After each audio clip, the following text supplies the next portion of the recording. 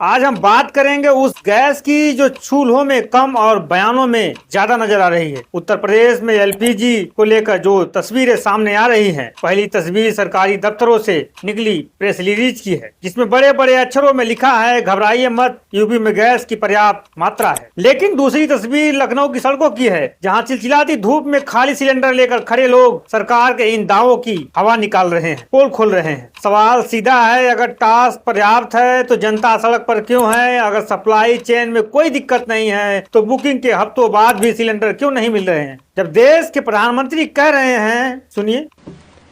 इस युद्ध ने पूरे विश्व में गंभीर ऊर्जा संकट पैदा कर दिया है।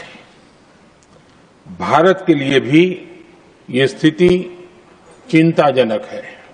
मतलब संकट है और संकट आने वाला है देश में। तेल कंपनियों के state level coordinator Sanjay Bhandari कहते हैं कि राज्य में 20 से 22 दिनों का रिजर्व स्टॉक है। रोजाना 7 लाख सिलेंडर डिलीवरी हो रहे हैं। सुनने में ये आंकड़े बहुत सुकून देने वाले हैं, लेकिन क्या इन आंकड़ों से उन घरों में चूल्हा जल पाएगा जहां 3 मार्च को बुकिंग हुई आज भी पेंडिंग है? लखनऊ के कपूरथला में एक ढाबा मालिक को अपना काम बंद करना पड़ा क्योंकि उसके पास कमर्शियल गैस नहीं। एक छात्र अजय कुमार कहता है, ना गैस है ना खाना है। रमजान का पाक महीना चल रहा है, ऐसे में हफीफा कुरैशी जैसी हजारों गृहिणियां परेशान हैं। लेकिन सरकार कह रही है कि सब कुछ पर्याप्त मात्रा में है, अफवाह ना फैलाएं। क्या सरकार बताएगी कि आपका सिस्टम सिर्फ कागजों पर चलता है? जब लोग गैस एजेंसी जाते हैं तो उन्हें जवाब मिलता है कि सर्वर डाउन है या सप्लाई पीछे से कम है। अगर भंडार भरा है तो ये फिर सर्वर और डिलीवरी का संकट क्यों उत्पन्न हो रहा है? प्रशासन कहता है कि अफवाह न फैलाएं, यानी जनता को ही संयम बरतने की सलाह दी जा रही है। लेकिन साहब, जब किसी के घर में आखिरी चाय बनाने भर के